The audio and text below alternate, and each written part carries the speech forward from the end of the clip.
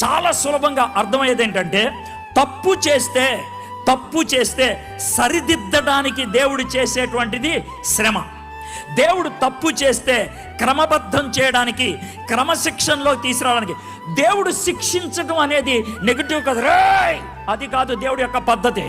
దేవుడి యొక్క పద్ధతి ఏంటంటే, నువ్వు తప్పుదోవలో వెళ్తున్నావు, ఇటు కొడితే సెంటర్లోకి వస్తావు, ఇటు కొడితే సెంటర్లోకి వస్తావు.